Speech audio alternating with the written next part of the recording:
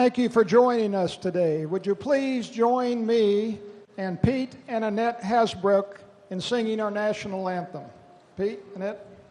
Oh, say, can you see by the dawn's early light what so proudly we hailed at the twilight's last gleaming, whose broad stripes and bright stars through the perilous fight o'er the ramparts we watched were so gallantly streaming, and the rocket's red glare, the bombs bursting in air, gave proof through the night that our flag was still there.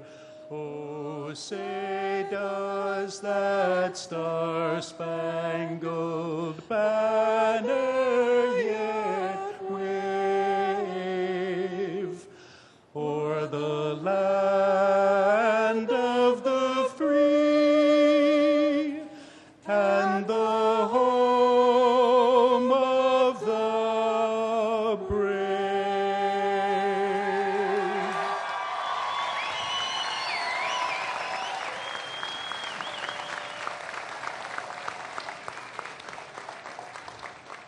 Thank you, Pete and Annette. Pete and Annette worked for NASA out here. I had no idea you had that kind of talent. Very good. I'd like to welcome all of you today to our final shuttle crew return ceremony. I'd like to introduce some of our distinguished visitors here today, if I might. Please sit down up here if you would. Thank you. United States Senator Kay Bailey Hutchison.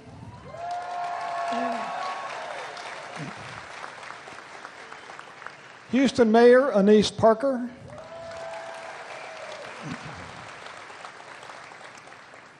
Jeannie Kranz from the office of Representative Pete Olson.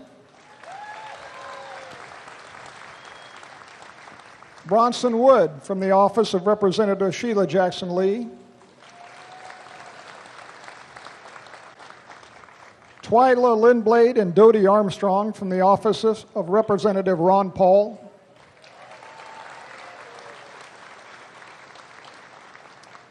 Terry Goodman, office of State Representative Larry Taylor. Houston City Councilman Mike Sullivan. Houston City Councilman Stephen Costello. Galveston County Judge Mark Henry. Webster City Councilman Bill Jones. Webster Mayor Pro Tem Beverly Gaines.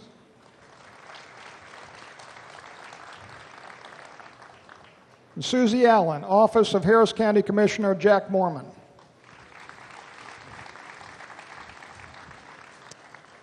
At this point, I'd like to invite Senator Kay Bailey Hutchison on stage to speak. Senator?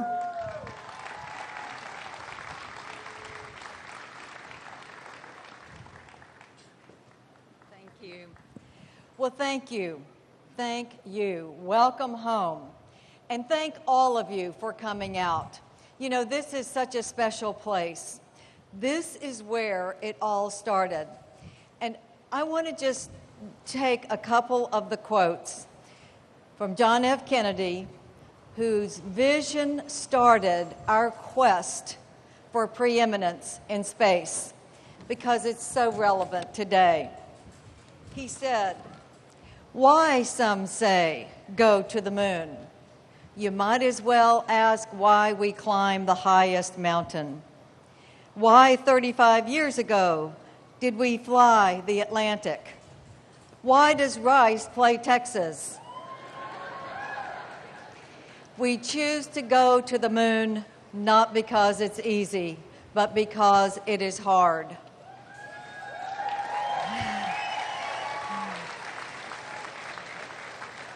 So we are here now at the end of an era, but not the end of Americans flying into space and finding out what's next.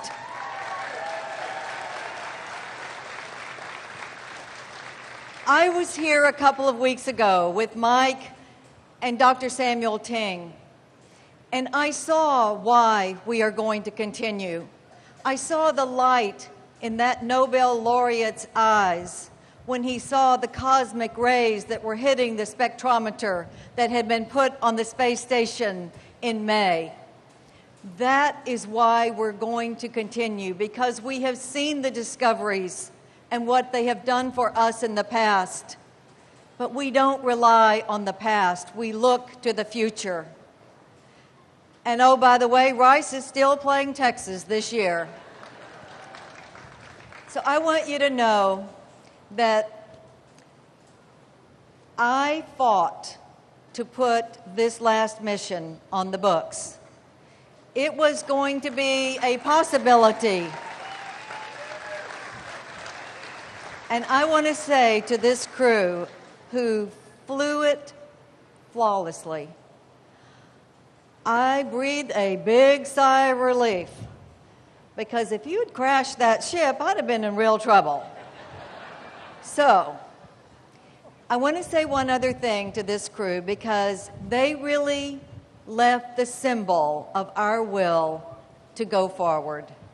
When they took the flag that started everything 30 years ago, and they left it up there and said, it's not coming back till an American goes up in an American ship to retrieve that flag and bring it back to Earth. Thank you for that. Thank you. And we will. My heart is in it, and we will make it happen. Thank you, thank you, thank you, Mike. I do have resolutions that were passed by the Senate, by Senator Bill Nelson, the only astronaut in the Senate right now.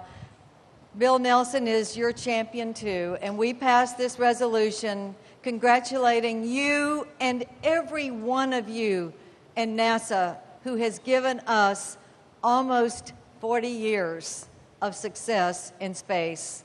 Thank you all for being here.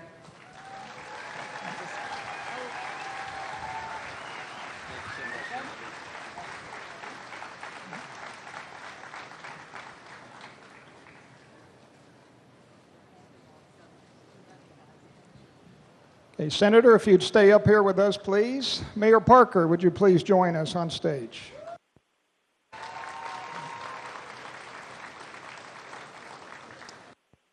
Chris, I think we have... Absolutely. Can you help me unfold that, Mike? Well, hello, everybody. For Mayor Parker, we took up, and for the entire city of Houston, we took up a banner because we know that the lives of those of us at JSC and the lives of the citizens of Houston are so intertwined.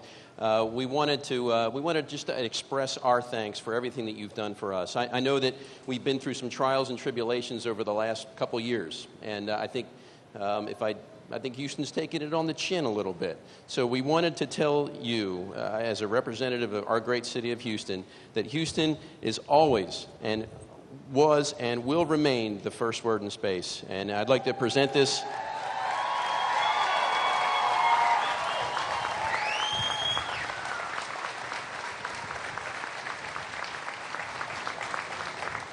We flew this up with us, which is, notice all the folds. It was conveniently tucked in a very compact area of the space shuttle, but we brought it home, and we'd like to present this to you on behalf of the astronauts for the city of Houston. Thank you. Absolutely honored to have it. We will display it now. Sure thing. We're absolutely honored to have it. We will display it proudly. And you said that Houston had taken some hits lately, but Johnson Space Center is Houston, and Houston is Johnson Space Center. We're in this together.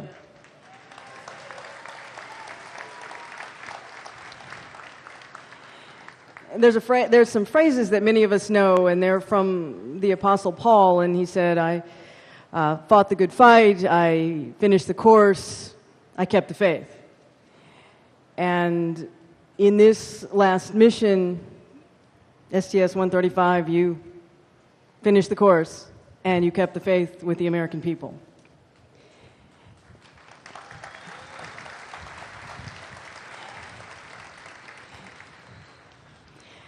If you're a 30-something, your vision of space is the space shuttle.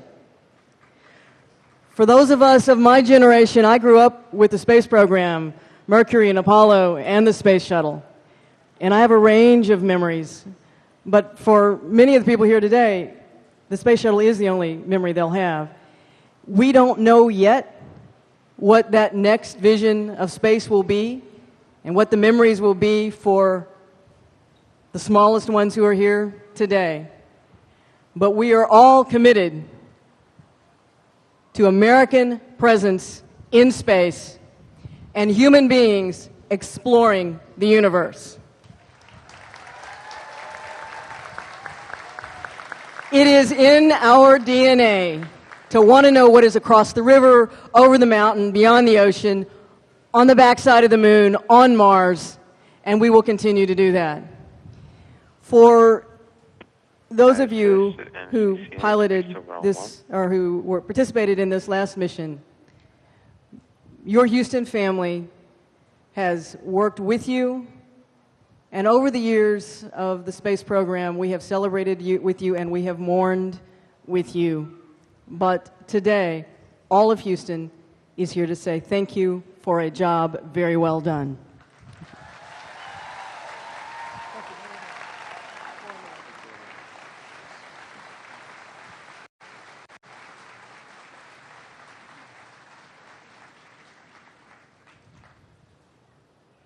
Thank you, Mayor Parker and Senator Hutchison. Now, I know you're anxious to hear from the crew, as I am, but I want to emphasize that we only have 4 crewmen up here when we usually have 7. And yet they had the work to do of 7 crewmen up there, and this was a very, very busy flight.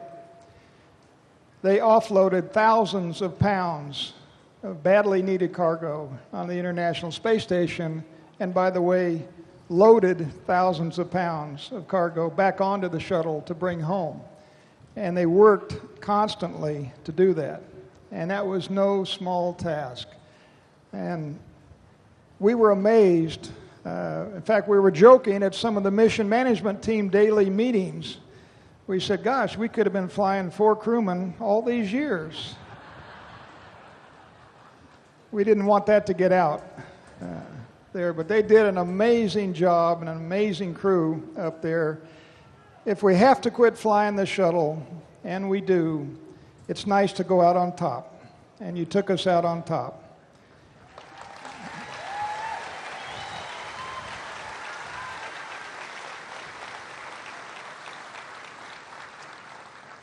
You made all of us look good, and thank you.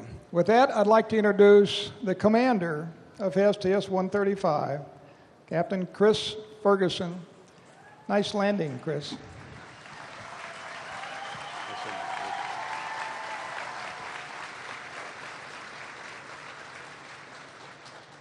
Well, thank you so much, and thank you all for coming out en masse like this. I think this is living proof that the dream is still alive and will remain alive through this little period of layoff, if you will, that we're going to have for the next few years.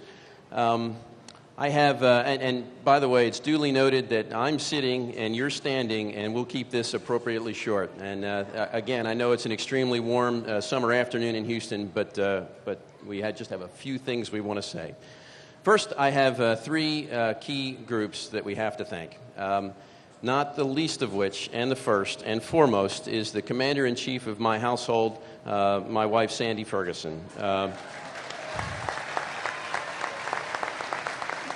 Sandy, you have let me follow my childhood dreams for a lot of years now, and for that I'm ever appreciative. And to my children, Laura, Eric, and Ian, you have the best mom in the universe, and you're great in your own right, and you're great because of your mom.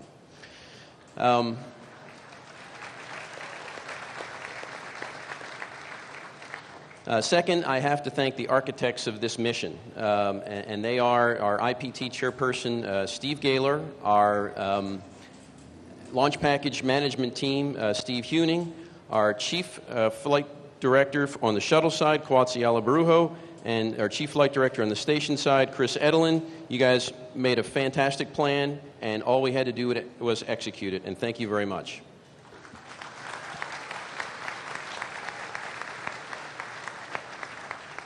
And then finally, the third group, you know, if I could go back 40 years and thank anybody who had anything to do with the architecture of the shuttle and the fact that it had trials and tribulations that we managed to work through over the last, I say 30, but it's really 40 if you consider how long it took to develop and then launch the space shuttle. All I can really do is just highlight what I call the modern-day titans of the program, and I know that I'm going to leave some names out, and for those of you whose names I leave out, I apologize. But I'm going to highlight John Shannon, Leroy Kane, Mike Moses, Bill MacArthur, and John Casper. And I know I'm leaving names out, but you guys are the ones who lead this team, and I would ask that you convey our thanks to everyone who led the shuttle through a very difficult time. It is hard to keep a vehicle safe and effective up until the day it's retired. There's always that tendency to slack off, and you guys have managed it, I think, through one of the most tumultuous periods that in an aircraft's or an airframe's lifespan, and that is just prior to retirement. You did a wonderful job, and you all, in my opinion, deserve a resounding round of applause.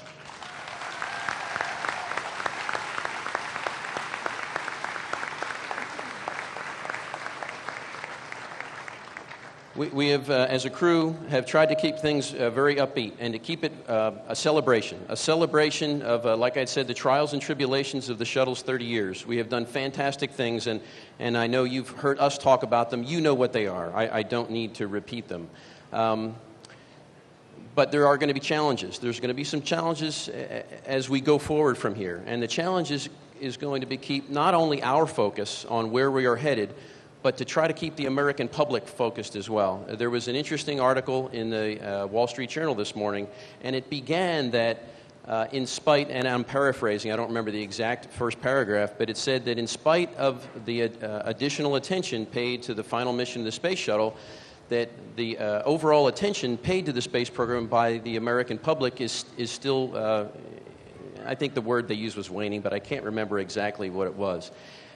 I would actually like to take the alternate tact, and that tact would be that if there is interest that's waning, and there is a certain degree of that, I would say that what we need to do is we need focus. We need a 10 or 20-year focus, a plan that cannot be deviated from. We need a very clear objective to go forward from this point.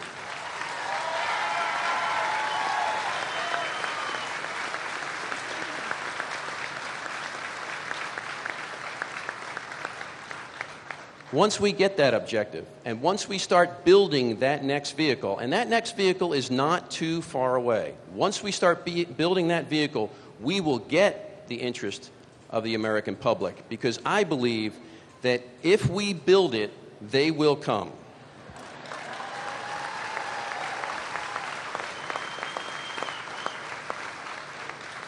I just want to conclude by just illustrating how far-reaching the interest in what we do here in Houston here and what the interest in this final flight has been. I got a shout-out for our folks, our soldiers in Afghanistan. It's Corporal Tyler Ruiz Tyson of Friendswood. Hey, you're not in Afghanistan. I know we have a lot of our friends, friends, perhaps relatives that are serving overseas. Well, these folks from the 3-2 Battalion, Lima Company, 3rd Platoon from Camp Lejeune have been watching this mission, and they vow that they follow NASA, and they followed every single step of the STS-135 on mission from the very beginning to the very end, and for that we thank you.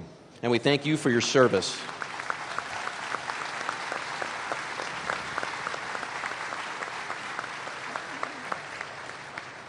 I had said yesterday at Kennedy Space Center, what you do in space is not nearly as important as who you do it with. And I had the privilege of serving with what I consider to be three of the most dynamic, professional, and at times even entertaining people that I could ever imagine.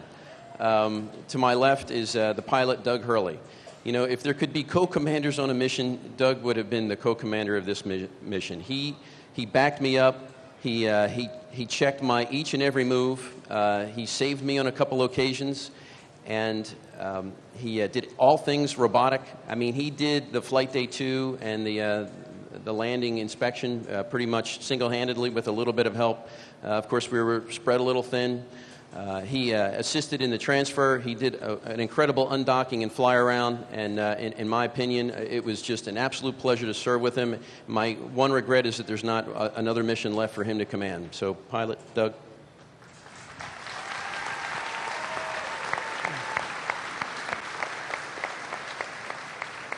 Thanks, Chris. I will also try to keep it really short, but there's one element of a shuttle mission that can't be ignored and is a huge part of a success or reasonable amount of success that you may have in orbit, and that is training.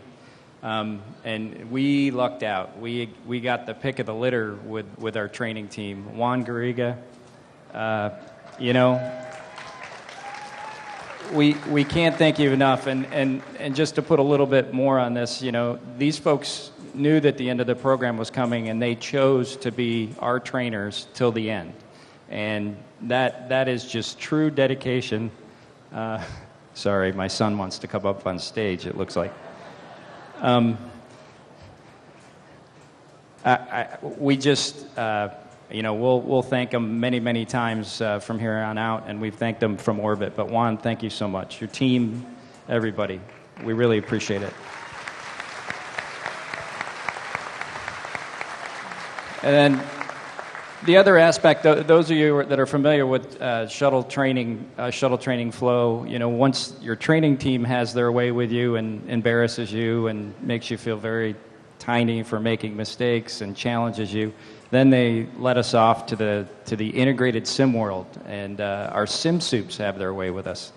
And Henry Lampazzi, Dave Petrie, Mike Jensen on the station side, and of course the wonderful Lisa Martinetti for Ascent and Entry. She had a lot of fun with us, and we can't thank those folks enough for the scripts that we got. And I felt like in all phases of flight, we were well prepared, even with a smaller crew.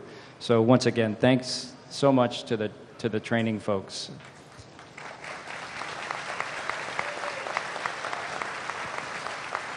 And you know, you can't even begin to embark on an adventure like this without just some wonderful support and help and love and all those things at home. And my wife, Karen, you know, she's training for her own mission, and she had to deal with this 9-month whirlwind. I owe you. And we've got another couple years before yours starts, so I'm looking forward to it. And thanks so much for Jack, and I hope he comes back. With that, the centerpiece of the STS-135 crew is none other than Dr. Sandra Magnus. As we like to refer to her, I think we had several nicknames, nice nicknames, on orbit, but I think the Queen of Transfer sticks with me the most. We also, if she was on the Russian side, we called her the Tsarina of Transfer. But you know, when we docked, Sandy took over and basically became the de facto commander of the space station shuttle complex for those 8 days that we were there. I think it was 8 days. And just, there's nobody else, I think, in our office that could have pulled that off. And she's a great reason for the success of this mission. She was a pleasure to work with. And Sandy, take it away.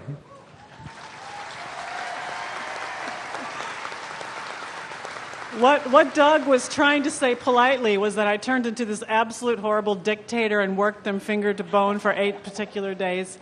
Mr. Coates mentioned that we had a lot of transfer, thousands of pounds back and forth across the hatches. And of course, our space station crew, the Russian crew and the American crew up there, they all pitched in to help out. But execution of a mission is only a very, very small part of the success of a mission. And we mentioned this from orbit, that 99% of the success of any mission goes into the planning. Because if you don't start out with a good plan, you're just doomed to failure from the very start. And we were very lucky on this mission to have a superb team of logistics people working out all the details of how we're going to move all these bags. So first and foremost, I would once again like to thank Jeremy Owen and his team for all of the hard work that they did in planning out how we were going to unpack this big monster cargo vehicle and trade it back. Without their hard work and their dedication and their persistence and their attention to detail, we would have been doomed from the very start, regardless of how much of a dictator I was once we got to the space station. Also, Mike Meyer and the ACO team, you guys did a great job sort of ironing out all the wrinkles in the plan and keeping the timeline up and getting us prepared for all of those activities. And the OSOs with Rebecca Winfield and your group helping us set up for all of the small detail kinds of activities we were doing in the MPLM. And all of the preparation to get in and out of the MPLM, you streamlined that. It allowed us to work very, very efficiently on orbit. It was really great to be on the space station again. I want you all to know it's in great shape. All of your hard work and all of the persistence and all the attention to detail and all of the care you put into that station is paying off. It's beautiful. We're set for the next 10 years for a lot of great science.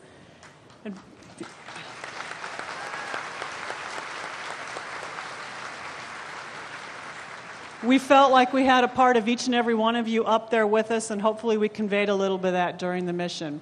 And finally, I would like to thank my family for supporting me for so many years. My mom, who's here today, Rose Hollow, my 2 sisters, and my brother, who aren't here, but they trooped down to Florida for every launch, and my sister even made it for the landing. And even though it's hard to watch someone you love launch off the planet in a rocket, they supported me all the way, and I really do appreciate it. So thank you very much.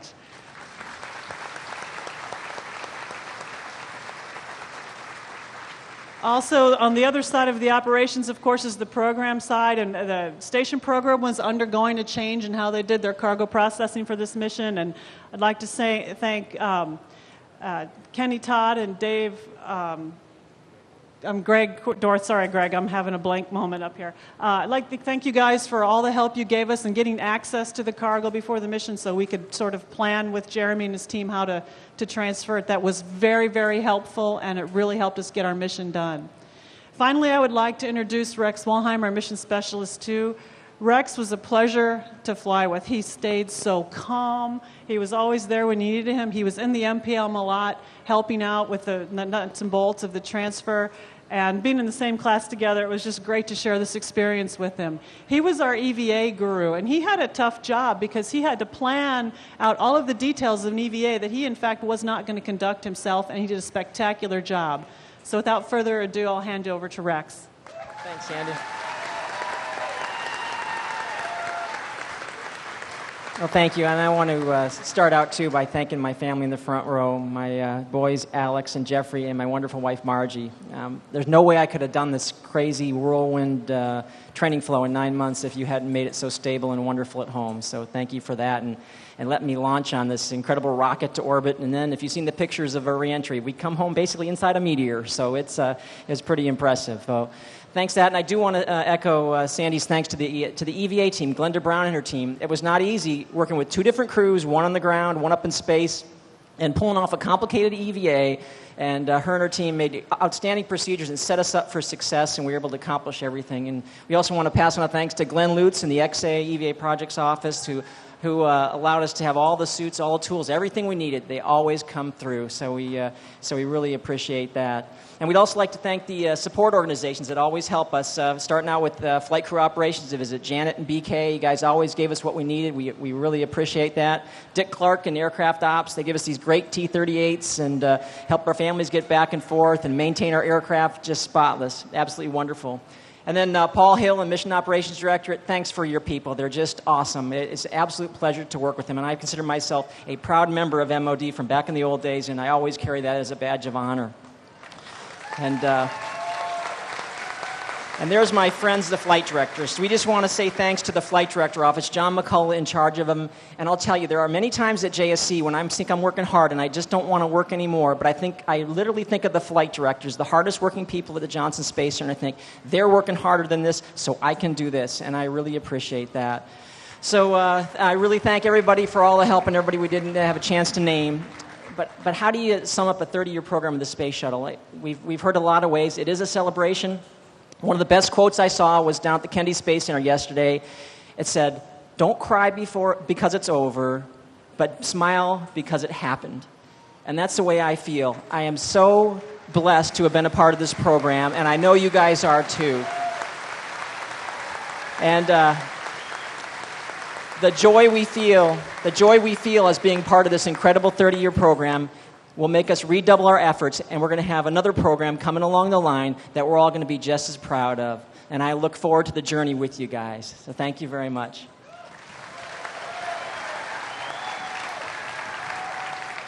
I got it. I want to extend my thanks, first of all, to the families, the spouses of this crew, and to the families and spouses of all the crews over the years, and the people that have worked so hard in the Launch Control Center, the Mission Control Center, building these orbiters. It's been an amazing family here at NASA to make it possible. I want to thank everybody who worked so hard over the last 30, 35, 40 years to make the shuttle program possible and so successful. We've lost some friends along the way, dear colleagues, that we'll never forget. I want to thank Senator Hutchison especially. We wouldn't be up here today celebrating this flight if it wasn't for Senator Hutchison.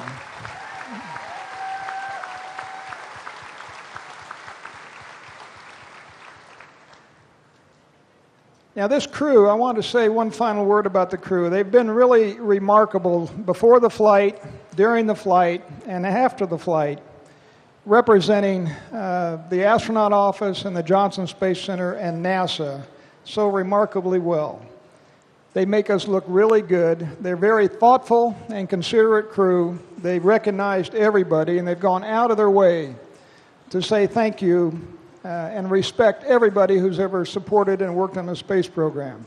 So as a final thing, I've asked Chris to read the plaque that the crew left in the cockpit of Atlantis when they left. Thanks, Mike.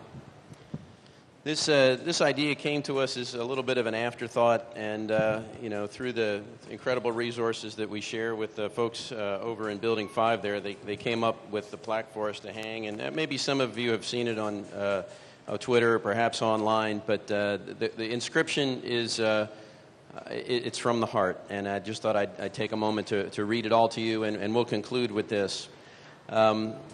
First of all, there's the picture for those of you who probably can't see it very clearly, but let me read the inscription. And we had it cut to fit right over CRT-3, right in the middle. And if I was as clear thinking as I wish I was right after landing, I would have put it right on there, but I had to have somebody run back and pull it out of my saddlebag and put it on there for me. But it says that this plaque flew on the final space shuttle mission in July 2011. From the fortunate few who have served in space to the thousands who make spaceflight a reality, thank you for keeping the dream alive. Your passion for these amazing spaceships will always stand as proof of what this country can do when it dares to be bold. Thank you, everyone. Thank you.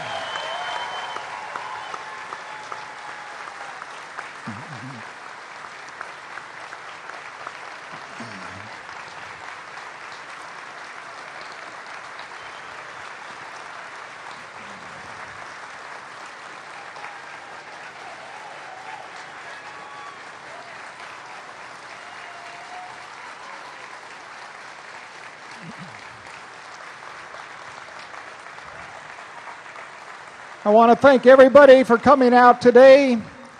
Again, I want to thank Senator Hutchison. We have a future in space. We're not stopping. We will have a future in space. A reminder, we have astronauts in orbit right now. We're going to put Karen up there soon.